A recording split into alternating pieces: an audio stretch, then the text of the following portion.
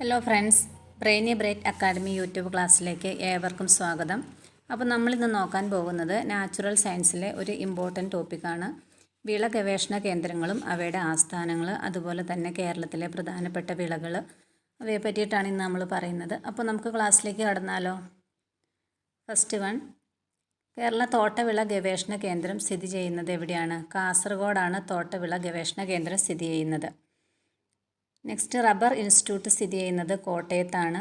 പിന്നെ പുൽത്തൈല ഗവേഷണ കേന്ദ്രം ഓടക്കാലി സ്ഥിതി ചെയ്യുന്നത് എറണാകുളത്താണ്.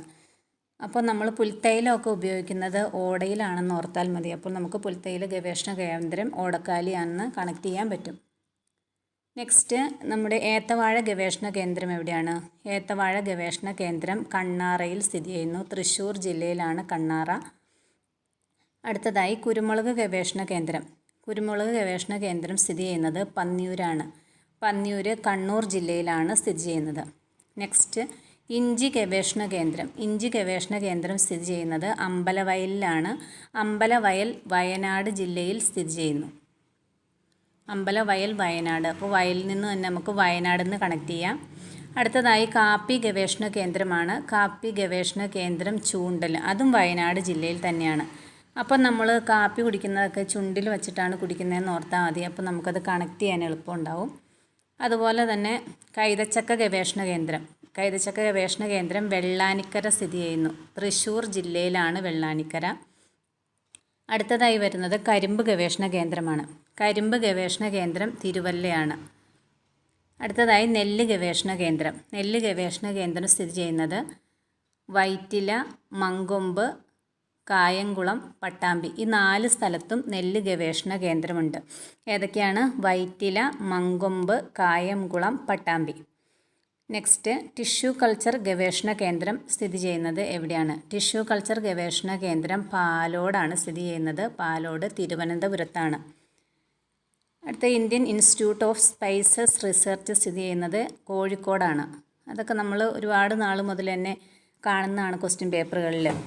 സ്പൈസസ് ബോർഡിൻ്റെ ആസ്ഥാനം എവിടെയാണ്? കോഴിക്കോടാണ്. നെക്സ്റ്റ്, കേന്ദ്ര ഏലം ഗവേഷണ കേന്ദ്രം സ്ഥിതി ചെയ്യുന്നത് എവിടെയാണ്? കേന്ദ്ര ഏലം ഗവേഷണ കേന്ദ്രമുണ്ട്, സംസ്ഥാന ഏലം ഗവേഷണ കേന്ദ്രമുണ്ട്. അപ്പോൾ അത് തമ്മിൽ മാറിപ്പോകരുത്. കേന്ദ്ര ഏലം ഗവേഷണ കേന്ദ്രം മയിലാടുംപാറ, അത് ഇടുക്കി ജില്ലയാണ്. അതുപോലെ തന്നെ സംസ്ഥാന ഏലം ഗവേഷണ കേന്ദ്രം സ്ഥിതി ചെയ്യുന്ന പാമ്പാടുംപാറയാണ്, അതും ഇടുക്കി ജില്ലയിലാണ്. മയിലാടുംപാറയും പാമ്പാടുംപാറയും ഇടുക്കി ജില്ല തന്നെയാണ്. അപ്പോൾ നമുക്ക് എങ്ങനെ ഓർത്തിരിക്കാം? കേന്ദ്ര ഏലം ഗവേഷണ കേന്ദ്രം എന്ന് വെച്ചാൽ കേന്ദ്രത്തിൽ അധികം മയിലാണ്, അങ്ങനെ ചിന്തിച്ചാൽ മതി. അപ്പോൾ മയിലാടുംപാറ കിട്ടും. അപ്പോൾ സംസ്ഥാന ഏലം ഗവേഷണ കേന്ദ്രം പാമ്പാടുംപാറയാണ്.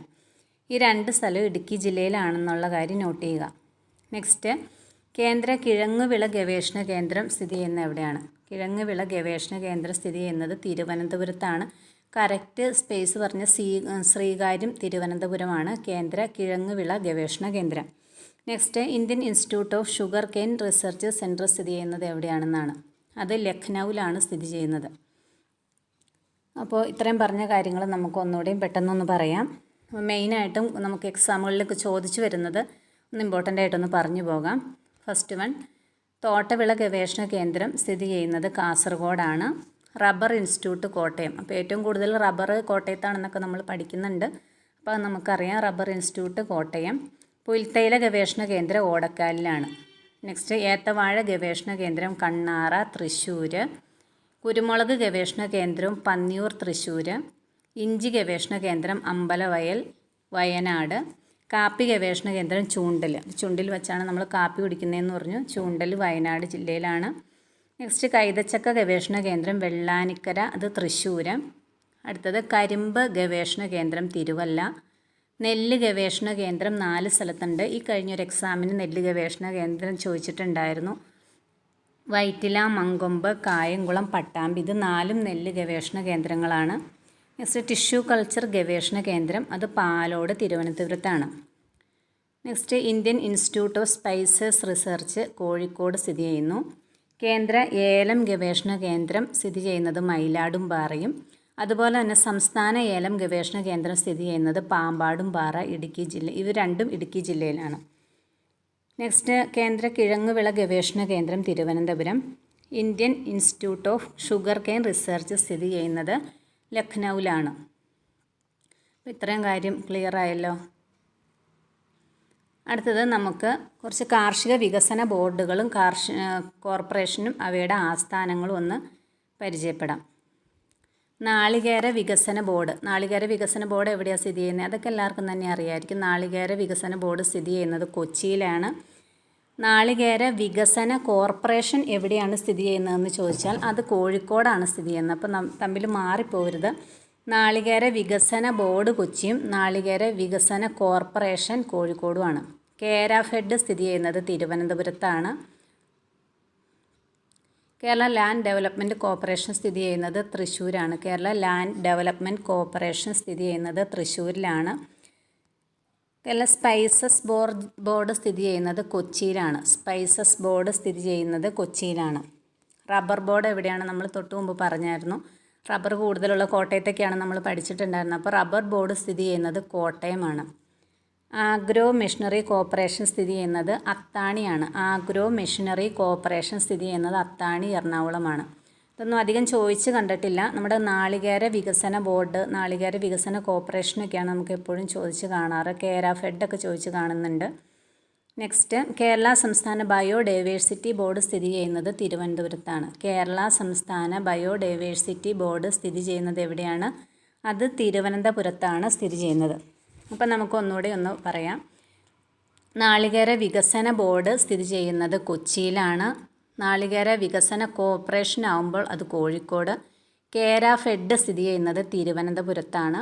കേരള ലാൻഡ് ഡെവലപ്മെൻറ്റ് കോർപ്പറേഷൻ സ്ഥിതി ചെയ്യുന്നത് തൃശ്ശൂരാണ്. സ്പൈസസ് ബോർഡ് സ്ഥിതി ചെയ്യുന്നത് കൊച്ചി.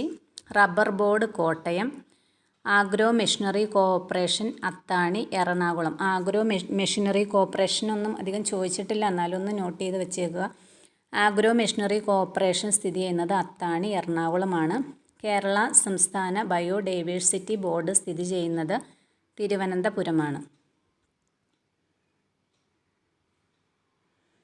അടുത്തതായിട്ട് നമുക്ക് കുറച്ച് ഭക്ഷ്യ വിളകളും അവയുടെ സങ്കര ഇനങ്ങളും ഒന്ന് പരിചയപ്പെടാം. ഇപ്പോൾ നെല്ല്, പയർ, മുളക്, വെണ്ടയൊക്കെ എപ്പോഴും നമുക്ക് PSC ചോദിക്കുന്ന കുറച്ച് ഭാഗങ്ങളാണ്. അപ്പോൾ നമുക്ക് ആദ്യമായിട്ട് നെല്ലൊന്ന് പരിചയപ്പെടാം. നെല്ലിൻ്റെ സങ്കര ഇനം ഏതൊക്കെയാണ്? അശ്വതി, രോഹിണി, അന്നപൂർണ, ത്രിവേണി, ജയ, ജ്യോതി, ഭാരതി, ശബരി, പൊന്നാര്യൻ, കാർത്തിക, വൈറ്റില 1, കൊട്ടാരക്കര 1, അനശ്വര, IR8, ബസുമതി എന്നിവയെല്ലാം നെല്ലിൻ്റെ വിത്തിനങ്ങളാണ്. അപ്പോൾ ഇതെല്ലാം ഒന്നും നമ്മളോട് ചോദിച്ചിട്ടില്ല. നമുക്കിതിൽ പ്രധാനപ്പെട്ട ചോദിച്ച് കാണുന്നതെന്ന് പറഞ്ഞാൽ അന്നപൂർണ ചോദിക്കാറുണ്ട്, ജയ, അതുപോലെ കുറച്ച് മാത്രമാണ് ഇതിൽ നമുക്ക് ചോദിച്ച് കണ്ടിട്ടുള്ളൂ. ബസുമതി ഒക്കെ നെല്ലിൻ്റെ തന്നെയാണെന്ന് നമുക്കറിയാമല്ലോ. അപ്പോൾ നോട്ട് ചെയ്യേണ്ടത്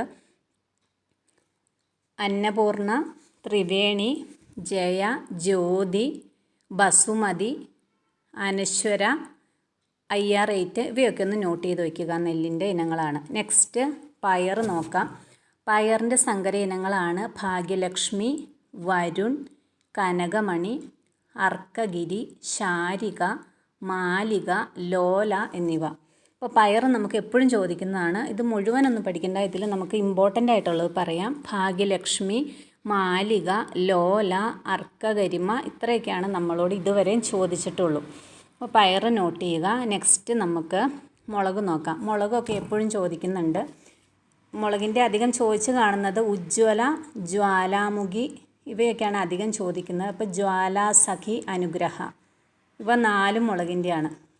ഉജ്ജ്വല, ജ്വാലാമുഖി, ജ്വാലാസഖി, ജ്വാല കൂട്ടി വരുന്നതെല്ലാം മുളകിൻ്റെ ആണെന്ന് ഒന്ന് അറിഞ്ഞിരിക്കുക. അതിൻ്റെ കൂടെ അനുഗ്രഹ. നെക്സ്റ്റ്, വെണ്ടയുടെ ചോദിച്ച് കാണുന്നത് കിരൺ, അർക്ക, അനാമിക ഒക്കെയാണ് അധികമായിട്ട് ചോദിച്ച് കാണുന്നത്. എന്നാലും എല്ലാം ഒന്ന് നോക്കിയേക്കാം. കിരൺ, കീർത്തി, സൽകീർത്തി, അർക്ക, അനാമിക, അരുണ, വെള്ളായണി, അതുല്യ ഇവയെല്ലാം വെണ്ടയുടെ സങ്കര ഇനങ്ങളാണ്. അർക്ക, അരുണ, സൽകീർത്തി, അനാമിക, വെള്ളായണി, അതുല്യ ഇതെല്ലാം പേരുമായിട്ട് ബന്ധപ്പെട്ടിട്ടുള്ളതല്ലേ. അപ്പം നമ്മൾ അങ്ങനെ ഓർത്തിരുന്നാലും മതി. നെക്സ്റ്റ്, വഴുതനയുടെ സങ്കര ഇനങ്ങളാണ് സൂര്യ, ശ്വേത, നീലിമ, അതുപോലെ ഹരിത ഒക്കെ വഴുതനയുടെയാണ്. ഹരിത കളറുമായിട്ട് ബന്ധപ്പെട്ട് വരുന്ന എല്ലാം വഴുതനയുടെയാണെന്ന് ഓർത്തിരിക്കുക. നീലിമ, ഹരിത, ശ്വേത, അതുപോലെ സൂര്യ, ഇതെല്ലാം വഴുതനയുടെയാണ്. നെക്സ്റ്റ് തക്കാളി നോക്കാം. തക്കാളിയുടെ സങ്കര ഇനങ്ങളാണ് മുക്തി, അക്ഷയ, മനുലക്ഷ്മി, മനുപ്രഭ, അക്ഷയ, മുക്തി ഇവയെല്ലാം തക്കാളിയുടെ സങ്കര ഇനങ്ങളാണ്. നെക്സ്റ്റ് പാവൽ നോക്കാം. പാവലിൻ്റെ സങ്കര ഇനമാണ് പ്രിയ, പ്രീതി, പ്രിയങ്ക. പാവലെല്ലാം പ്രീ കൂട്ടിയുള്ളതാകുമ്പോൾ നമുക്ക് അങ്ങനെ ഓർത്തിരിക്കാം. നമുക്ക് ഏറ്റവും പാവൽ ഏറ്റവും ഇത്തിരി കയ്പൊക്കെ ഉണ്ടെങ്കിൽ ഏറ്റവും പ്രിയപ്പെട്ടതാണെന്ന് ഓർത്തിരിക്കാം. അപ്പോൾ നമുക്ക് പെട്ടെന്ന് തന്നെ ക്യാച്ച് ചെയ്യാൻ പറ്റും. പാവലിൻ്റെ പ്രിയയുണ്ട്, പ്രീതിയുണ്ട്, പ്രിയങ്കയുണ്ട്. പ്രിയ, പ്രീതി, പ്രിയങ്ക എല്ലാം പാവലിൻ്റെ സങ്കര ഇനങ്ങളാണ്. നെക്സ്റ്റ് പടവലം.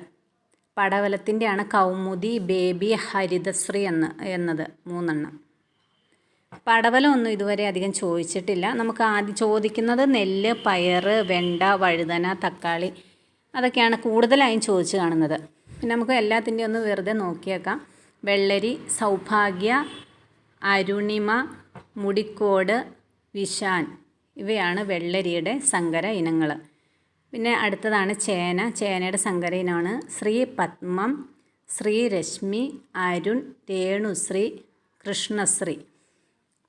ഇത്രയാണ് ചേനയുടെ. ശ്രീ പത്മം, ശ്രീ രശ്മി, അരുൺ, രേണുശ്രീ, കൃഷ്ണശ്രീ ഇവയാണ് ചേനയുടെ സങ്കര ഇനങ്ങൾ. ചേമ്പൊന്നും ഇതുവരെ ചോദിച്ചിട്ടില്ല, അത് നമുക്ക് വേണ്ട. ചീരയുടെ നോക്കാം. ചീരയുടെ എല്ലാം ഒന്നും ചോദിച്ചിട്ടില്ല. നമുക്ക് എപ്പോഴും ചോദിക്കുന്ന മാത്രം പഠിച്ചാൽ മതിയല്ലോ. ചീരയുടെയാണ് അർക്ക, സുഗുണ, രേണുശ്രീ ഇവയെല്ലാം ചീരയുടെയാണ്. പിന്നെ മുരിങ്ങയുടെയാണ് അനുപമ, ധൻരാജ്. മുരിങ്ങയുടെ ഏതൊക്കെയായിരുന്നു? അനുപമ, ധൻരാജ് മുരിങ്ങയാണ്. പിന്നെ എള്ള് ചോദിക്കാറുണ്ട് കേട്ടോ. എള്ള് പലപ്പോഴും ചോദിച്ചു കണ്ടിട്ടുണ്ട്. തിലക്, തിലോത്തമ, സൂര്യ, സോമ ഇതാണ് എള്ളിൻ്റെ സങ്കര ഇനം. നെക്സ്റ്റ് കുരുമുളക്. ശ്രീകര, ശുഭകര, പന്നിയൂര്, വിജയ്. കുരുമുളകിൻ്റെയും ചോദിക്കാറുണ്ട്. കുരുമുളകിൻ്റെ ഏതൊക്കെയാണ്? ശ്രീകര, ശുഭകര, പന്നിയൂർ, വിജയ്. അടയ്ക്കയുടെയാണ് കാളി, മംഗള, സുമംഗല, ശ്രീമംഗള. അടയ്ക്കൊന്നും അധികം ചോദിച്ച് കണ്ടിട്ടില്ല. Next pineapple. Amrita, Mauritius, Kew. പൈനാപ്പിളും അധികമായിട്ട് ചോദിച്ച് കണ്ടിട്ടില്ല. പിന്നെ എന്താണ്? പിന്നെ നമുക്ക് തണ്ണിമത്തനൊന്ന് നോക്കിയേക്കാം. Sugar baby, Shonima, Swarna. Cabbage, കശ്മാവ്, കരിമ്പ്, പൈനാപ്പിളൊന്നും അധികം ചോദിച്ച് കണ്ടിട്ടില്ല. തണ്ണിമത്തനൊന്ന് നോക്കിയേക്കുക. Sugar baby, Shonima, Swarna. അപ്പോൾ നിങ്ങൾക്ക് ടൈം കിട്ടുവാണെങ്കിൽ എല്ലാം വെറുതെ ഒന്ന് വായിച്ച് നോക്കുക. അപ്പോൾ ഇമ്പോർട്ടൻ്റ് ആയിട്ട് നമുക്ക് എക്സാമിന് ചോദിക്കുന്ന മാത്രമാണ് ഞാൻ പറഞ്ഞിട്ടുള്ളൂ. അപ്പോൾ നമുക്ക് പെട്ടെന്ന് എല്ലാം ഒന്ന് പറഞ്ഞു പോകാം. നെല്ലിൻ്റെയൊക്കെ ആണെങ്കിൽ അത്യാവശ്യം ചോദിക്കുന്ന മാത്രം നമുക്കൊന്ന് എടുത്ത് പഠിക്കാം. നെല്ല്. അന്നപൂർണ, ത്രിവേണി, ജയ, ജ്യോതി, അനശ്വര, IR8, ബസുമതി ഇത്രയാണ് നെല്ലിൻ്റെ ചോദിച്ച് കണ്ടിട്ടുള്ളത്. നെക്സ്റ്റ് പയർ. ഭാഗ്യലക്ഷ്മി, വരുൺ, അർക്കഗരിമ, ശാരിക, മാലിക, ലോല. ഭാഗ്യലക്ഷ്മി, മാലിക, ലോല എന്നിവയാണ് അധികമായി ചോദിച്ച് കണ്ടിട്ടുള്ളത്. നെക്സ്റ്റ് മുളകിൻ്റെ എപ്പോഴും തന്നെ ചോദിക്കാറുണ്ട്. മുളകിൻ്റെയാണ് ഉജ്ജ്വല, ജ്വാലാമുഖി, ജ്വാലാസഖി, അനുഗ്രഹ. ജ്വാല കൂട്ടിയുള്ളതെല്ലാം മുളകിൻ്റെയാണെന്ന് ഓർത്തിരിക്കുക. അധികം മുളക് കഴിച്ചാൽ നമ്മൾ ജ്വാല പോലെ ആവുമല്ലോ, നമ്മളാകെ ഇതാവില്ലേ, അങ്ങനെ ഓർത്താൽ മതി. നെക്സ്റ്റ് വെണ്ടയുടെയും ചോദിക്കുന്നത് കിരൺ, കീർത്തി, സൽകീർത്തി, അർക്ക, അനാമിക, വരുണ, വെള്ളായണി, അതുല്യ. വെണ്ടയുടെ എല്ലാം തന്നെ ചോദിക്കാറുണ്ട്. എല്ലാം തന്നെ ഇമ്പോർട്ടൻ്റ് ആണ്. അപ്പോൾ ഒന്ന് നോട്ട് ചെയ്ത് വയ്ക്കുക. അതെല്ലാം നമ്മുടെയൊക്കെ പേരുകളുമായിട്ട് ബന്ധപ്പെട്ടതാണല്ലോ, അപ്പോൾ അങ്ങനെ ഓർത്തിരുന്നാലും മതി. നെക്സ്റ്റ് വഴുതനയുടെ കളറുമായിട്ട് ബന്ധപ്പെട്ട് നമ്മൾ ഓർത്തിരുന്നാൽ മതി. സൂര്യ, ശ്വേത, ഹരിത, നീലിമ ഇതെല്ലാം വഴുതനയാണ്. നെക്സ്റ്റ് തക്കാളി മുക്തി, അനഘ, അക്ഷയ, മനുലക്ഷ്മി, മനുപ്രഭ ഇത് തക്കാളിയുടെയാണ്. നെക്സ്റ്റ് പാവലൊരു പാവമാണല്ലേ, അപ്പോൾ നമുക്ക് അങ്ങനെ ഓർക്കാം. പ്രിയ, പ്രീതി, പ്രിയങ്ക പ്രിയപ്പെട്ടതാണ് പാവലെന്ന് ഓർത്താൽ മതി. അപ്പം പാവൽ, പ്രിയ, പ്രീതി, പ്രിയങ്ക. നെക്സ്റ്റ് പടവലം. കൗമുദി, ബേബി, ഹരിതശ്രീ. വെള്ളരി, സൗഭാഗ്യ, അരുണിമ, മുടിക്കോട്, വിശാല്. ശ്രീപത്മം. ചേനയുടെയാണ് ശ്രീപത്മം, ശ്രീലക്ഷ്മി, അരുൺ, രേണുശ്രീ, കൃഷ്ണശ്രീ എന്നിവ. പിന്നെ അടുത്തത് ചീരയുടെ അർക്ക, രേണുശ്രീ. നെക്സ്റ്റ് മുരിങ്ങ അനുപമ ധൻരാജ്. നെക്സ്റ്റ് എള്ളാണ്. എള്ള് തിലക് തിലോത്തമ സൂര്യ സോമ. ഇതാണ് എള്ളിൻ്റെ. അടുത്തതായി വരുന്നത് കുരുമുളക്. കുരുമുളക് ശ്രീകര ശുഭകര പന്നിയൂർ വിജയ്. ഇതാണ് കുരുമുളക്. ഇത്രയും നോക്കിയാൽ മതിയായിരിക്കും. ഇത്രയൊക്കെയാണ് നമുക്ക് എക്സാമിന് അങ്ങനെ വന്ന് കാണാറുള്ളൂ. പൈനാപ്പിൾ കരിമ്പൊന്നും ഇതുവരെ അങ്ങനെ ചോദിച്ച് കണ്ടിട്ടില്ല. പിന്നെ തണ്ണിമത്തനും നോക്കിയേക്കുക. ഷുഗർ ബേബി, ഷോണിമ, സ്വർണ്ണ. ഇവയാണ് തണ്ണിമത്തൻ്റെ. അപ്പോൾ നമ്മൾ നോട്ട് ചെയ്ത് പഠിക്കേണ്ട ഏതൊക്കെയാണെന്ന് വെച്ചാൽ നെല്ല് പഠിക്കണം, പയർ പഠിക്കണം, കുരുമുളക്, വെണ്ട, വഴുതന, തക്കാളി, പാവൽ, തണ്ണിമത്തൻ, കുരുമുളക്, എള്ള്, മുരിങ്ങ, ചീര. ഇത്രയും പഠിച്ചാൽ ഇത്രയാണ് നമുക്ക് ഇമ്പോർട്ടൻ്റ് ആയിട്ട് പഠിക്കാനുള്ളൂ. ബാക്കിയുള്ള നിങ്ങൾ ടൈം കിട്ടുവാണെങ്കിൽ ജസ്റ്റ് ഒന്ന് നോക്കിയേക്കുക. നമുക്ക് അടുത്ത ഭാഗം നോക്കാം. ഇപ്പോൾ നമുക്ക് കഴിഞ്ഞ എക്സാമിനൊക്കെ എൽ ജി എസിലൊക്കെ ആണെങ്കിലും എൽ ജി എസ് മെയിൻസ് എക്സാമിലാണെങ്കിലും നമ്മുടെ കേരളത്തിൽ ഏറ്റവും കൂടുതൽ ഉൽപ്പാദിപ്പിക്കപ്പെടുന്ന കാർഷിക വിള ഏതാണെന്നൊക്കെയുള്ള ഒരു ചോദ്യമൊക്കെ ഉണ്ടായിരുന്നു. അപ്പോൾ നമുക്ക് കുറച്ച് കാർഷിക വിളകളും അതിനെ പറ്റി അതിൻ്റെ ജില്ലകൾ ഏതൊക്കെയാണെന്നൊക്കെ ഒന്ന് പഠിക്കാം. അപ്പോൾ നമുക്ക് ഏറ്റവും കൂടുതൽ നാളികേരം ഉൽപ്പാദിപ്പിക്കപ്പെടുന്ന ജില്ല ഏതാണ്? ഏറ്റവും കൂടുതൽ നാളികേരം ഉൽപ്പാദിപ്പിക്കപ്പെടുന്ന ജില്ല ഏതാണ്? കോഴിക്കോട് ജില്ലയാണ് ഏറ്റവും കൂടുതൽ നാളികേരം ഉൽപ്പാദിപ്പിക്കപ്പെടുന്ന ജില്ല. നമുക്കറിയാലോ ഏറ്റവും കൂടുതൽ ഏറ്റവും കൂടുതൽ നാളികേരം ഉള്ളത് കോഴിക്കോടാണെന്ന് നമുക്കെല്ലാവർക്കും അറിയാം. നെക്സ്റ്റ്, കേരളത്തിൽ പുകയില കൃഷിയുള്ള ഏക ജില്ല, ഒരു ജില്ലയിൽ മാത്രമാണ് പുകയില കൃഷിയുള്ളൂ. അത് ഏത് ജില്ലയാണ്? കാസർഗോഡ് ജില്ലയിലാണ് പുകയില കൃഷി ഉള്ളത്. കേരളത്തിലെ ഏറ്റവും കൂടുതൽ കശുവണ്ടി ഉൽപ്പാദിപ്പിക്കുന്ന ജില്ല ഏതാണ്? കശുവണ്ടി ഉൽപ്പാദിപ്പിക്കപ്പെടുന്നത് കണ്ണൂർ ജില്ലയിലാണ്. എന്നാൽ കശുവണ്ടി ഫാക്ടറികൾ ഏറ്റവും കൂടുതലുള്ളത് കൊല്ലം ജില്ലയിലാണ്. കശുവണ്ടി ഏറ്റവും കൂടുതലുള്ളത് കണ്ണൂർ ജില്ലയിലും കശുവണ്ടി ഫാക്ടറികളിൽ ഏറ്റവും കൂടുതലുള്ളത് കൊല്ലം ജില്ലയിലുമാണ്. അത് നോട്ട് ചെയ്ത് പഠിക്കുക. കേരളത്തിലെ കശുവണ്ടി ഗവേഷണ കേന്ദ്രമായ ആനക്കയം സ്ഥിതി ചെയ്യുന്നത് മലപ്പുറം ജില്ലയിലാണ്. കശുവണ്ടി കേന്ദ്രമായ ആനക്കയം സ്ഥിതി ചെയ്യുന്നത് എവിടെയാണ്? മലപ്പുറം ജില്ലയിലാണ്. കേരളത്തിൽ പരുത്തി കൃഷിക്ക് അനുയോജ്യമായ കറുത്ത മണ്ണ് ധാരാളമുള്ള ജില്ല ഏതാണ്? പാലക്കാട് ജില്ലയാണ്. കേരളത്തിൽ പരുത്തി കൃഷിക്ക് അനുയോജ്യമായ കറുത്ത മണ്ണ് ധാരാളം കാണപ്പെടുന്ന എവിടെയാണ്? പാലക്കാട് ജില്ലയാണ്. കരിമണ്ണിന് പേര് കേട്ട ജില്ല ഏതാണ്? അത് ആലപ്പുഴ ജില്ലയാണ്. നമ്മുടെ കരിമണ്ണിൽ കറുത്ത നിറത്തിന് കാരണമാകുന്നത് ടൈറ്റാനിയം ഓക്സൈഡാണ്. കറുത്ത നിറത്തിന് കാരണമാകുന്നത് ടൈറ്റാനിയം ഓക്സൈഡാണ്. അതുപോലെ മണ്ണിൻ്റെ ചുവപ്പ് നിറത്തിന് കാരണം എന്താണെന്ന് ക്വസ്റ്റ്യൻ ചോദിക്കാറുണ്ട്. അത് ഫെറസ് ഓക്സൈഡാണ്. ഫെറസ് ഓക്സൈഡാണ് മണ്ണിൻ്റെ ചുവപ്പ് നിറത്തിന് കാരണം. മണ്ണിൻ്റെ വെളുത്ത നിറത്തിന് കാരണം എന്താണ്? അത് മാംഗനീസ് ഓക്സൈഡാണ്. മണ്ണിൻ്റെ വെളുത്ത നിറത്തിന് കാരണം മാംഗനീസ് ഓക്സൈഡാണ്. ശർക്കരയ്ക്കും കരിമ്പ് കൃഷിക്കും പേര് കേട്ട ഇടുക്കി ജില്ലയിലെ പ്രദേശമാണ് മറയൂർ. മറയൂർ ശർക്കര എന്നൊക്കെ നമ്മൾ കേട്ടിട്ടുണ്ടല്ലേ. ഇപ്പോൾ ശർക്കരയ്ക്കും കരിമ്പ് കൃഷിക്കും പേര് കേട്ട ഇടുക്കി ജില്ലയിലെ പ്രദേശമാണ് മറയൂർ. ഇന്ത്യയിലെ ഏറ്റവും വലിയ കറുവാത്തോട്ടം സ്ഥിതി ചെയ്യുന്നത് എവിടെയാണ്? മിക്ക പരീക്ഷകളിലും കണ്ടുവരുന്നൊരു ക്വസ്റ്റ്യൻ ആണല്ലേ അത്. കറുവാത്തോട്ടം സ്ഥിതി ചെയ്യുന്നത് അഞ്ചരക്കണ്ടിയിലാണ്. അഞ്ചരക്കണ്ടി കണ്ണൂർ ജില്ലയിൽ സ്ഥിതി ചെയ്യുന്നു. കേരളത്തിലെ മാംഗോ സിറ്റി എന്നറിയപ്പെടുന്ന സ്ഥലം ഏതാണ്? ഇതൊക്കെ പ്രിലിംസിനൊക്കെ ധാരാളമായിട്ട് ചോദിച്ചു വരുന്നൊരു ഭാഗമാണ്. കേരളത്തിലെ മാംഗോ സിറ്റി എന്നറിയപ്പെടുന്നത് മുതലമടയാണ്. ഓറഞ്ച് കൃഷിക്ക് പേര് കേട്ട കേരളത്തിലെ പ്രദേശം ഏതാണ്? ഓറഞ്ച് കൃഷിക്ക് പേര് കേട്ട കേരളത്തിലെ പ്രദേശമാണ് നെല്ലിയാമ്പതി. പരുത്തി കൃഷിക്ക് പേര് കേട്ട കേരളത്തിലെ പ്രദേശം ഏതാണ്? പരുത്തി കൃഷിക്ക് പേര് കേട്ട കേരളത്തിലെ പ്രദേശം ചിറ്റൂരാണ്. ചിറ്റൂര്. സുഗന്ധവ്യഞ്ജനങ്ങളുടെ രാജാവ് എന്നറിയപ്പെടുന്നത് എന്താണ്? അത് കുരുമുളകാണ്. നമുക്ക് എല്ലാവർക്കും അറിയാമല്ലേ, നമ്മൾ പഠിക്കുന്നതല്ലേ. സുഗന്ധവ്യഞ്ജനങ്ങളുടെ രാജാവ് കുരുമുളകൊന്നും സുഗന്ധവ്യഞ്ജനങ്ങളുടെ റാണി ഏലം എന്നൊക്കെ പറഞ്ഞ് നമ്മൾ പഠിക്കുന്നതാണ്. അപ്പം സുഗന്ധവ്യഞ്ജനങ്ങളുടെ രാജാവ് കുരുമുളകാണ്. ലോകത്തിലെ ഏറ്റവും പരമ്പരാഗത സുഗന്ധവ്യഞ്ജനമായി അറിയപ്പെടുന്നതും എന്താണ്? കുരുമുളകാണ്. പോർച്ചുഗീസുകാർ നമ്മുടെ നാട്ടിൽ വന്നപ്പോൾ മുതൽ കുരുമുളക് കൊണ്ടുപോയി എന്നൊക്കെ പറഞ്ഞ് നമ്മൾ ആ ഒരു കാലഘട്ടം മുതൽ കുരുമുളകിനെ പറ്റിയൊക്കെ പഠിക്കുന്നതല്ലേ. അപ്പോൾ ലോകത്തിലെ ഏറ്റവും പരമ്പരാഗതമായ സുഗന്ധവ്യഞ്ജനം എന്നറിയപ്പെടുന്നതും കുരുമുളകാണ്. അപ്പോൾ നമ്മൾ പറഞ്ഞ പോയിന്റ് ജസ്റ്റ് ഒന്നുകൂടിയും പെട്ടെന്ന് പറഞ്ഞിട്ട് നമുക്ക് അടുത്ത് നോക്കാം. അപ്പോൾ ഏറ്റവും കൂടുതൽ നാളികേരം ഉൽപ്പാദിപ്പിക്കപ്പെടുന്ന ജില്ല ഏതാണെന്ന് ചോദിച്ചാൽ അത് കോഴിക്കോടാണ്. കേരളത്തിലെ പുകയില കൃഷിയുള്ള ഏക ജില്ല അത് കാസർഗോഡാണ്. പുകയില കാസർഗോഡ് മാത്രമേ ഉള്ളൂ. അതുപോലെ കേരളത്തിലെ ഏറ്റവും കൂടുതൽ കശുവണ്ടി ഉൽപ്പാദിപ്പിക്കപ്പെടുന്ന ജില്ല ഏതാണെന്ന് ചോദിച്ചാൽ അത് കണ്ണൂരാണ്. കശുവണ്ടി ഫാക്ടറികളിൽ ഏറ്റവും കൂടുതലുള്ളത് കൊല്ലം ജില്ലയിലാണ്. കേരളത്തിലെ കശുവണ്ടി ഗവേഷണ കേന്ദ്രമായ ആനക്കയം ഏത് ജില്ലയിലാണ്? ആനക്കയം മലപ്പുറം ജില്ലയിലാണ്. കേരളത്തിൽ പരുത്തി കൃഷിക്ക് അനുയോജ്യമായ കറുത്ത മണ്ണ് ധാരാളമുള്ള സ്ഥലമാണ് പാലക്കാട്. കരിമണ്ണിന് പേര് കേട്ട ജില്ല ഏതാണ്? അത് ആലപ്പുഴ ജില്ലയാണ്. കരിമണ്ണിൻ്റെ കറുത്ത നിറത്തിന് കാരണമാണ് ടൈറ്റാനിയം ഓക്സൈഡ്. മണ്ണിൻ്റെ ചുവപ്പ് നിറത്തിന് കാരണം ഫെറസ് ഓക്സൈഡാണ്. മണ്ണിൻ്റെ വെളുത്ത നിറത്തിന് കാരണം മാംഗനീസ് ഓക്സൈഡാണ്. ശർക്കരയും കരിമ്പും ധാരാളമുള്ള ഇടുക്കി ജില്ലയിലെ പ്രദേശം ഏതാണെന്ന് ചോദിച്ചാൽ അത് മറയൂരാണ്. ഇന്ത്യയിലെ ഏറ്റവും വലിയ കറുവാത്തോട്ടം എവിടെയാണ് സ്ഥിതി ചെയ്യുന്നത്? അത് അഞ്ചരക്കണ്ടിയിലാണ്, കണ്ണൂർ ജില്ലയിൽ. കേരളത്തിലെ മാംഗോ സിറ്റി എന്നറിയപ്പെടുന്ന സ്ഥലം മുതലമടയാണ്. ഓറഞ്ച് കൃഷിക്ക് പേര് കേട്ട കേരളത്തിലെ പ്രദേശമാണ് നെല്ലിയാമ്പതി.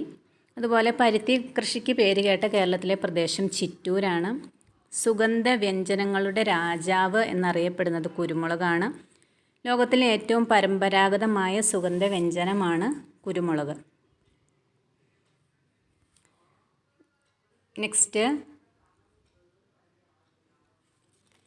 ഏറ്റവും കൂടുതൽ കൊഴുപ്പടങ്ങിയിട്ടുള്ള സുഗന്ധവ്യഞ്ജനം ഏതാണെന്ന് ചോദിച്ചാൽ ഏതാണ്? അത് ജാതിയാണ്. ഏറ്റവും കൂടുതൽ കൊഴുപ്പടങ്ങിയിട്ടുള്ള സുഗന്ധവ്യഞ്ജനമാണ് ജാതി. അനശ്വരതയുടെ വിത്ത് എന്നറിയപ്പെടുന്ന കാർഷിക വിള ഏതാണ്? അത് എള്ളാണ്. അനശ്വരതയുടെ വിത്ത് എന്നറിയപ്പെടുന്ന കാർഷിക വിളയാണ് എള്ള്. ഏറ്റവും കൂടുതൽ മാംസ്യം അടങ്ങിയിരിക്കുന്ന സുഗന്ധവ്യഞ്ജനം ഏതാണെന്ന് ചോദിച്ചാൽ അത് ഉലുവയാണ്. ഏറ്റവും കൂടുതൽ മാംസ്യം അടങ്ങിയിരിക്കുന്ന സുഗന്ധവ്യഞ്ജനമാണ് ഉലുവ. അതുപോലെ തന്നെ ഏറ്റവും കൂടുതൽ ഇരുമ്പ് അടങ്ങിയിരിക്കുന്നത് ഏതിനാണ്? ഏറ്റവും കൂടുതൽ ഇരുമ്പ് അടങ്ങിയിരിക്കുന്ന സുഗന്ധവ്യഞ്ജനം ഏതാണെന്ന് എക്സാമിന് ചോദിച്ചിട്ടുണ്ട്. അത് മഞ്ഞളാണ്. കേരളത്തിലെ ആദ്യ കാർഷിക സ്കൂൾ സ്ഥാപിച്ചത് എവിടെയാണ്? കാർഷിക സ്കൂള് കേരളത്തിൽ ആദ്യമായി സ്ഥാപിച്ചത് ആലുവയിലാണ്. കേരളത്തിലെ ഏക കാർഷിക എഞ്ചിനീയറിംഗ് കോളേജായ കേളപ്പജി എഞ്ചിനീയറിംഗ് കോളേജ് എവിടെയാണ്? അത് തവനൂരാണ് സ്ഥിതി ചെയ്യുന്നത്. തവനൂര്. കേരളത്തിലെ ഏക കാർഷിക എഞ്ചിനീയറിംഗ് കോളേജായ കേളപ്പജി എഞ്ചിനീയറിംഗ് കോളേജ് സ്ഥിതി ചെയ്യുന്നത് തവനൂരാണ്. കേരളത്തിലെ ഏറ്റവും കൂടുതൽ കൃഷി ചെയ്യുന്ന ധാന്യം ഏതാണ്? കേരളത്തിലെ ഏറ്റവും കൂടുതൽ കൃഷി ചെയ്യുന്നത് നെല്ലാണ്. കേരളത്തിലെ ഏറ്റവും കൂടുതൽ കൃഷി ചെയ്യുന്ന നാണ്യവിളയാണ് നാളികേരം. കേരളത്തിലെ ഏറ്റവും കൂടുതൽ കൃഷി ചെയ്യുന്ന നാണ്യവിളയാണ് നാളികേരം എന്ന് പറയുന്നത്. അപ്പോൾ ഇത്തവണ കഴിഞ്ഞ LGSനൊരു ചോദ്യം ഉണ്ടായിരുന്നു, കേരളത്തിലെ ഏറ്റവും കൂടുതൽ കൃഷി ചെയ്യുന്ന നാണ്യവിള ഏതാണെന്ന് ചോദിച്ചിട്ട്. അതിൻ്റെ ആൻസർ നാളികേരമാണ്. കേരളത്തിലെ ഏറ്റവും കൂടുതൽ കൃഷി ചെയ്യുന്ന ധാന്യം ഏതാണെന്ന് ചോദിച്ചാൽ അതിൻ്റെ ആൻസർ നെല്ലാണ്. കേരളത്തിലെ ഏറ്റവും കൂടുതൽ കൃഷി ചെയ്യുന്ന വാഴയുടെ ഇനം ഏതാണ്? അത് നേത്രവാഴയാണ്. കേരളത്തിലെ ഏറ്റവും കൂടുതൽ കൃഷി ചെയ്യുന്ന വാഴയിനം. നെക്സ്റ്റ്, പുനംകൃഷിയുടെ പ്രധാന വിള ഏതാണ്? പുനംകൃഷി നമ്മൾ പരമ്പരാഗതമായ കൃഷികളെക്കുറിച്ച് പഠിക്കുമ്പോൾ നമ്മളവിടെ പഠിക്കുന്നതാണ് പുനംകൃഷിയൊക്കെ. അപ്പോൾ പുനംകൃഷിയിൽ പ്രധാന വിളയായിട്ട് അറിയപ്പെടുന്നത് നെല്ലാണ്. നെക്സ്റ്റ്, കാലാവസ്ഥയ്ക്കും വിളവെടുപ്പിനും ആവശ്യമായ കാലദൈർഘ്യം അനുസരിച്ച് വിളകൾ മാറി മാറി കൃഷി ചെയ്യുന്ന രീതിക്ക് പറയുന്ന പേരാണെന്ത്? വിളപര്യം എന്ന് പറയുന്നത്. കാലാവസ്ഥയ്ക്കനുസരിച്ച് നമ്മൾ മാറി മാറി വിളകൾ കൃഷി ചെയ്യുന്ന രീതിയാണ് വിളപര്യം. ഭൂമിക്ക് ചെരിവുള്ള പ്രദേശങ്ങളിൽ ചരിവിന് കുറുകെ വരമ്പുകൾ നിർമ്മിച്ച് കൃഷി ഇറക്കുന്ന രീതിയാണ് എന്ത്? കോണ്ടൂർ കൃഷി എന്ന് പറയുന്നത്. ഭൂമിക്ക് ചെരിവുള്ള പ്രദേശങ്ങളിൽ ചെരിവിന് കുറുകെ വരമ്പുകൾ നിർമ്മിച്ച് കൃഷി ഇറക്കുന്ന രീതിയാണ് കോണ്ടൂർ കൃഷി. അപ്പോൾ നമുക്ക് പറഞ്ഞ പോയിന്റുകൾ ഒന്നുകൂടെയും പറയാം. കേരളത്തിൽ ഏറ്റവും കൂടുതൽ കൊഴുപ്പടങ്ങിയ സുഗന്ധവ്യഞ്ജനം ഏതാണെന്ന് ചോദിച്ചാൽ അത് ജാതിയാണ്. അനശ്വരതയുടെ വിത്ത് എന്നറിയപ്പെടുന്നത് എള്ളാണ്. അനശ്വരതയുടെ വിത്ത് എന്നറിയപ്പെടുന്നത് എള്ള്. ഏറ്റവും കൂടുതൽ മാംസ്യം അടങ്ങിയിരിക്കുന്ന സുഗന്ധവ്യഞ്ജനമാണ് ഉലുവ. ഏറ്റവും കൂടുതൽ ഇരുമ്പടങ്ങിയിരിക്കുന്ന സുഗന്ധവ്യഞ്ജനം മഞ്ഞളാണ്. ഇരുമ്പടങ്ങിയിരിക്കുന്നത് മഞ്ഞളാണ്. കേരളത്തിലെ ആദ്യ കാർഷിക സ്കൂൾ സ്ഥാപിക്കപ്പെട്ടത് ആലുവയിലാണ്. കേരളത്തിലെ ഏക കാർഷിക എഞ്ചിനീയറിംഗ് കോളേജായ കേളപ്പജി എഞ്ചിനീയറിംഗ് കോളേജ് സ്ഥിതി ചെയ്യുന്നത് തവനൂര്. കേരളത്തിലെ ഏറ്റവും കൂടുതൽ കൃഷി ചെയ്യുന്ന ധാന്യം ഏതാണെന്ന് ചോദിച്ചാൽ നെല്ലാണ്. അതുപോലെ തന്നെ കേരളത്തിലെ ഏറ്റവും കൂടുതൽ കൃഷി ചെയ്യുന്ന നാണ്യവിള ചോദിച്ചാൽ അത് നാളികേരമാണ്. നെക്സ്റ്റ്, കേരളത്തിലെ ഏറ്റവും കൂടുതൽ കൃഷി ചെയ്യുന്ന വാഴയിനം എന്താണെന്ന് ചോദിച്ചാൽ അത് നേന്ത്രനാണ്. അടുത്തത്, പുനംകൃഷിയുടെ പ്രധാന വിള ഏതാണെന്ന് ചോദിച്ചാൽ അത് നെല്ല്. കാലാവസ്ഥയ്ക്കും വിളവെടുപ്പിനും ആവശ്യമായ കാലദൈർഘ്യമനുസരിച്ച് വിളകൾ മാറി മാറി കൃഷി ചെയ്യുന്ന രീതിയാണ് വിളപര്യയം എന്ന് പറയുന്നത്. ഭൂമിക്ക് ചരിവുള്ള പ്രദേശങ്ങളിൽ ചരിവിന് കുറുവെ വരമ്പുകൾ നിർമ്മിച്ച് കൃഷി ഇറക്കുന്ന രീതിയാണ് കോണ്ടൂർ കൃഷി എന്ന് പറയുന്നത്. നെക്സ്റ്റ് നമുക്ക് നോക്കാം. വെള്ളപ്പൊക്കം, വെള്ളക്കെട്ട്, മണ്ണിൻ്റെ അമ്ലത എന്നിവ ചെറുക്കാൻ ശേഷിയുള്ള കൃഷിരീതിയാണ് പൊക്കാളി കൃഷി. പൊക്കാളി കൃഷിയെക്കുറിച്ചൊക്കെ നമ്മൾ കേട്ടിട്ടുണ്ടല്ലോ. വെള്ളപ്പൊക്കത്തെ അതിജീവിക്കാൻ കഴിയുന്ന നെല്ലിനമാണ് പൊക്കാളി എന്നൊക്കെ നമ്മൾ പഠിച്ചിട്ടില്ലേ. അപ്പോൾ വെള്ളപ്പൊക്കം, വെള്ളക്കെട്ട്, മണ്ണിൻ്റെ അമ്ലത എന്നിവ ചെറുക്കാൻ ശേഷിയുള്ള കൃഷിരീതിയാണ് പൊക്കാളി കൃഷി. തൃശ്ശൂർ, മലപ്പുറം ജില്ലകളിൽ കോൾപ്പാടങ്ങളിൽ വ്യാപകമായി കണ്ടുവരുന്ന കൃഷിയാണ് പൊക്കാളി. അപ്പോൾ പൊക്കാളി അധികമായി കാണുന്നത് എവിടെയാണ്? തൃശ്ശൂർ, മലപ്പുറം ജില്ലകളിലെ കോൾപ്പാടങ്ങളിൽ വ്യാപകമായി കണ്ടുവരുന്ന കൃഷിയാണ് പൊക്കാളി എന്ന് പറയുന്നത്.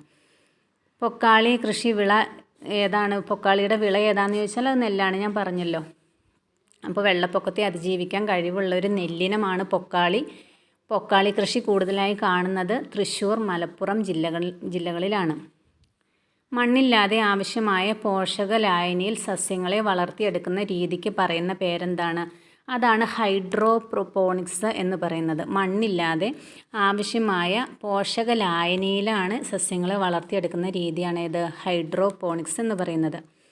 ഭൂമിശാസ്ത്ര പ്രത്യേകതയുള്ള ഉൽപ്പന്നങ്ങൾ ഉൾക്കൊള്ളുന്ന ആഗോള ഭൗമശാസ്ത്ര സൂചികയിൽ ഇടം പിടിച്ചിട്ടുള്ള ജീരകശാല, ഗന്ധകശാല നെല്ലിനങ്ങൾ ഏത് ജില്ലയിലാണ് കാണപ്പെടുന്നത്? ജീരകശാല, ഗന്ധകശാല എന്നീ നെല്ലിനങ്ങൾ കാണപ്പെടുന്നത് എവിടെയാണെന്നാണ് ചോദിച്ചിരിക്കുന്നത്. അത് വയനാട് ജില്ലയിലാണ് കാണപ്പെടുന്നത്. അടുത്തത് ആഗോള ഭൂമിശാസ്ത്ര സൂചികയിൽ ഇടം പിടിച്ച മലബാറിലെ തനത് നെല്ലിനമാണ് കൈപ്പാട്. ആഗോള ഭൗമശാസ്ത്ര സൂചികയിൽ ഇടം പിടിച്ച മലബാറിലെ തനത് നെല്ലിനമാണ് കൈപ്പാട്. നെൽച്ചെടി ഒടിയാതെ നിൽക്കുന്നതിനുള്ള ആരോഗ്യം നൽകുന്ന മൂലകം ഏതാണ്? സിലിക്കൺ ആണ്. നെൽച്ചെടിയൊക്കെ നമുക്കറിയാം തീരെ വണ്ണമില്ലാത്തതായതുകൊണ്ട് അതൊക്കെ കുറച്ച് പൊങ്ങുമ്പോൾ ഒടിഞ്ഞു പോകാനുള്ള സാധ്യതയുണ്ട്. അപ്പോൾ അത് ഒടിയാതെ സൂക്ഷിക്കുന്ന വസ്തുവാണ് സിലിക്കൺ എന്ന് പറയുന്ന മൂലകം. സസ്യങ്ങളുടെ കായിക വളർച്ചയ്ക്ക് ഏറ്റവും ആവശ്യമായ മൂലകം ഏതാണ്? അത് നൈട്രജനാണ്. സസ്യങ്ങൾ വളരാനും ഏറ്റവും ആവശ്യമായ മൂലകം ഏതാണെന്ന് ചോദിച്ചാൽ അത് നൈട്രജനാണ്. അപ്പം നമുക്ക് ഈ പറഞ്ഞ പോയിന്റുകൾ ഒന്നുകൂടെയും പറയാം. വെള്ളപ്പൊക്കം, വെള്ളക്കെട്ട്, മണ്ണിൻ്റെ അമ്ലത എന്നിവ ചെറുക്കാൻ ശേഷിയുള്ള വിത്തിനമാണ് പൊക്കാളി എന്ന് പറയുന്നത്. പൊക്കാളി ഏതിൻ്റെ വിത്താണ്? നെൽവിത്തുകളാണ് പൊക്കാളി എന്ന് പറയുന്നത്. പൊക്കാളി തൃശ്ശൂർ, മലപ്പുറം ജില്ലകളിലെ കോൾപ്പാടങ്ങളിൽ വ്യാപകമായി കണ്ടുവരുന്നതാണ് പൊക്കാളി കൃഷി. മണ്ണില്ലാതെ ആവശ്യമായ പോഷക ലായനിയിൽ സസ്യങ്ങളെ വളർത്തിയെടുക്കുന്ന രീതിക്ക് പറയുന്ന പേരാണ് ഹൈഡ്രോപോണിക്സ് എന്ന് പറയുന്നത്. ഹൈഡ്രോപോണിക്സ് ഒക്കെ നമ്മളോട് പലവട്ടം PSC ചോദിച്ചിട്ടുള്ളതാണ്. നെക്സ്റ്റ്, ഭൂമിശാസ്ത്ര പ്രത്യേകതയുള്ള ഉൽപ്പന്നങ്ങൾ ഉൾക്കൊള്ളുന്ന ആഗോള ഭൗമശാസ്ത്ര സൂചികയിൽ ഇടം പിടിച്ചിട്ടുള്ള ജീരകശാല, ഗന്ധകശാല എന്നീ നെല്ലിനങ്ങൾ എവിടെയാണ് കാണപ്പെടുന്നതെന്ന് ചോദിച്ചാൽ അത് വയനാട് ജില്ലയിലാണ്. നെക്സ്റ്റ്, ആഗോള ഭൗമശാസ്ത്ര സൂചികയിൽ ഇടം പിടിച്ച മലബാറിലെ തനത് നെല്ലിനമാണ് കൈപ്പാട്. നെൽച്ചെടി ഒടിയാതെ നിൽക്കുന്നതിനുള്ള ആരോഗ്യം നൽകുന്ന മൂലകമാണ് സിലിക്കൺ. സസ്യങ്ങളുടെ കായിക വളർച്ചയ്ക്ക് ഏറ്റവും ആവശ്യമായ മൂലകം ഏതാണെന്ന് ചോദിച്ചാൽ ഏതാണ്? അത് നൈട്രജനാണ്. നെക്സ്റ്റ്, ഇന്ത്യയിലെ ആദ്യ രാസവള നിർമ്മാണശാല ആരംഭിച്ചത് എവിടെയാണ്? അത് റാണിപേട്ട്, ചെന്നൈയിലാണ്. ഇന്ത്യയിലെ ആദ്യ രാസവള നിർമ്മാണശാല ആരംഭിച്ചത് റാണിപേട്ട്, ചെന്നൈയിലാണ്. കേരളത്തിലെ ആദ്യ രാസവളം എവിടെയാണ്? അത് FACT ആണ്. FACT ഏരൂർ എന്ന് പറഞ്ഞ് നമ്മൾ പഠിക്കുന്നതാണ്. കേരളത്തിലെ ആദ്യ രാസവള നിർമ്മാണശാലയാണ് FACT ഏരൂർ.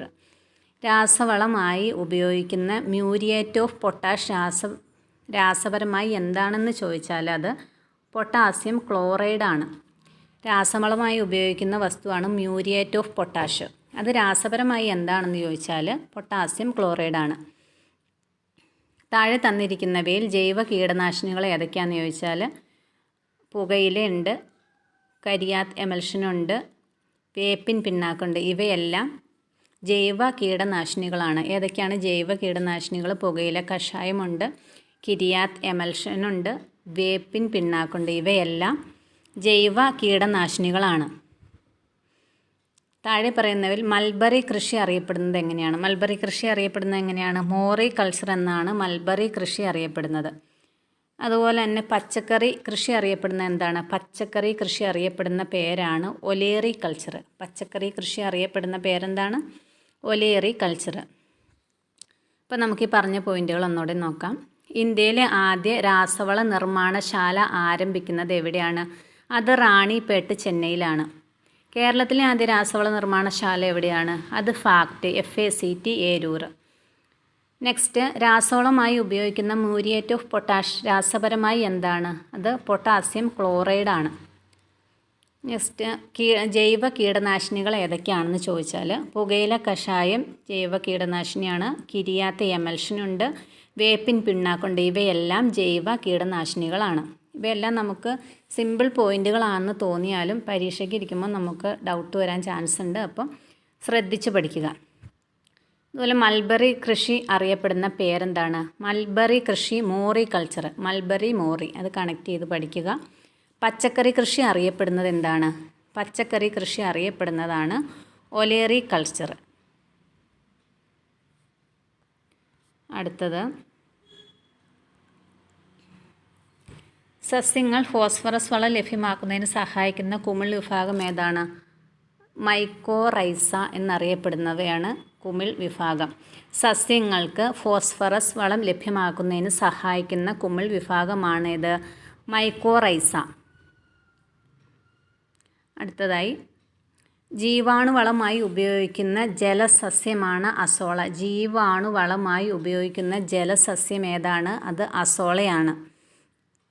നെക്സ്റ്റ്, ഏറ്റവും ഉത്തമമായ ജൈവവളമായി ഉപയോഗിക്കുന്ന സസ്യമാണ് ഏത്? ശീമക്കൊന്ന. നമ്മൾ എന്തെങ്കിലുമൊക്കെ കൃഷി ചെയ്യുമ്പോൾ നമ്മുടെ അച്ഛനാണേലും അമ്മയാണേലും ശീമക്കൊന്നയൊക്കെ വെട്ടിയിട്ട് അതിൻ്റെ ചുവട്ടിലിട്ട് നമ്മൾ കണ്ടിട്ടുണ്ട്.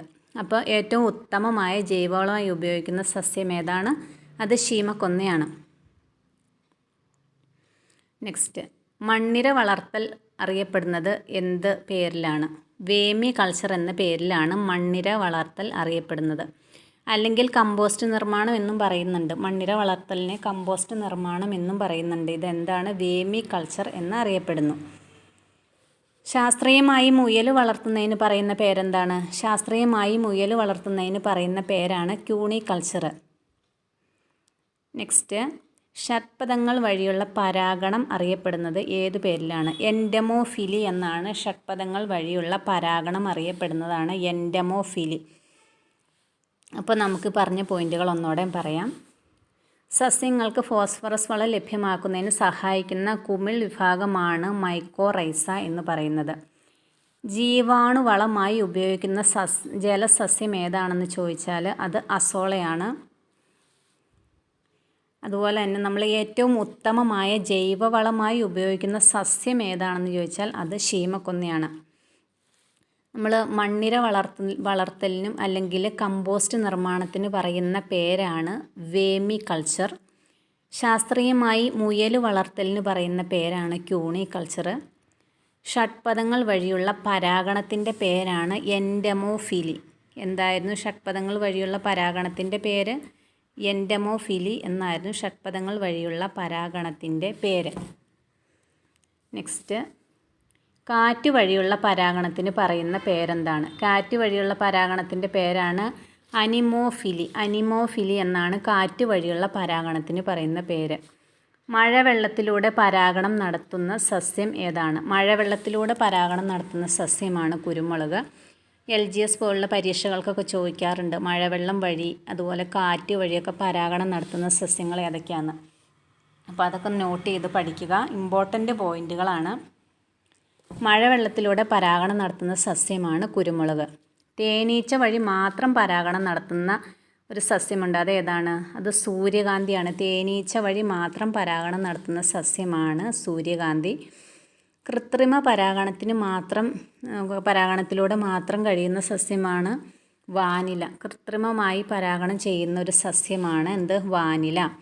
സസ്യരോഗങ്ങൾക്ക് ഫലപ്രദമായ ബോഡോ മിശ്രിതം എന്ന കുമിൾനാശിനി കണ്ടുപിടിച്ചത് ആരാണ്? കുമിൾനാശിനി കണ്ടുപിടിച്ചത് പിയറി മില്ലാർഡെറ്റ് ആണ്. പിയറി മില്ലാർഡെറ്റ് ആണ്. പ്രകൃതി കൃഷിയുടെ ആചാര്യൻ എന്നറിയപ്പെടുന്ന ഒറ്റ വൈക്കോൽ വിപ്ലവം എന്ന കൃതിയുടെ കർത്താവാണ് ആര്? മസനോവോ ഫുക്കുവോക്ക. മസനോവോ ഫുക്കുവോക്കയുടെ ഒരു പോയിൻ്റാണ് ഇപ്പോൾ നമ്മൾ പറഞ്ഞത്. നെല്ലിൻ്റെ ബ്ലൈൻഡ് രോഗത്തിന് കാരണമാകുന്ന സൂക്ഷ്മാണു ഏതാണ്? നെല്ലിൻ്റെ ബ്ലൈൻഡ് രോഗത്തിന് കാരണമാകുന്നത് ബാക്ടീരിയ ആണ്. നേരത്തെയൊക്കെ നമ്മുടെ പരീക്ഷകളിൽ എപ്പോഴും ചോദിച്ച് കണ്ടിട്ടുള്ളൊരു ഭാഗമാണ് ഈ നെല്ലിൻ്റെ ബ്ലൈറ്റ് രോഗം, വഴുതനയുടെ വാട്ടരോഗം. അതിന് ഒക്കെ എന്താണ്, ബാക്ടീരിയ ആണോ വൈറസാണോ കാരണക്കാരൻ എന്നൊക്കെ പറഞ്ഞിട്ട് ചോദിച്ചിട്ടുണ്ട്. അപ്പോൾ നമുക്ക് സസ്യരോഗങ്ങളും രോഗകാരികളും ജസ്റ്റ് ഒന്ന് നോക്കാം. അപ്പോൾ വൈറസ് രോഗങ്ങളാണ് നമ്മൾ ആദ്യം നോക്കുന്നത്. വൈറസ് രോഗങ്ങളിൽ വരുന്നതാണ് നെല്ലിൻ്റെ ബ്ലൈൻഡ് രോഗം,